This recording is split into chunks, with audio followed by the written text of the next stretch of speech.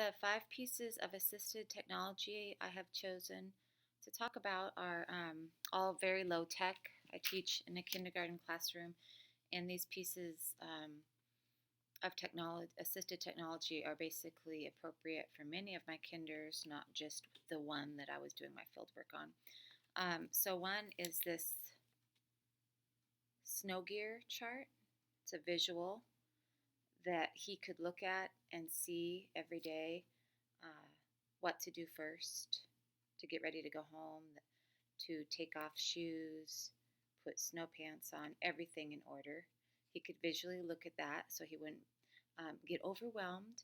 And so these visual cards, reminders are great. And along with this is just the daily schedule I have. It's a visual as well, just that he could look at and say, oh, he could see what was coming next. We're doing our meeting, and then we'll be doing our daily 5, and then math, and that way there were no surprises for him as he struggles with transitions and change. Another thing I used in my classroom was this tactile little cushion for him to sit on. He was very wiggly and needed the sensory touch, needed to sit on that and enjoyed it, and it seemed to have a calming influence on him as well. Some scissors he used a little bit developmentally. His hands were a little weak, and he was struggling with and getting very frustrated with cutting skills. So these scissors, my hands could go over his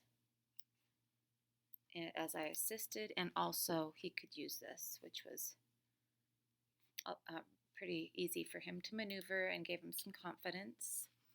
This chart was posted for him to see his right hand and left hand, and the number line here in his alphabet, and right here would be his name written that he would need to look at every time he wrote his name, basically. And also the numbers really help. Along with any math assignment, I would give him individual hundreds chart with, so that if he didn't recognize or know what a number 8 looked like, he could always start at 0 and count up to 8, which he did every single time. So these were handy as well. And the individual alphabet chart to figure out his letters, or to give him confidence with that. One more thing I used, this is behavior, but to me it was a great assistance, was a little token chart.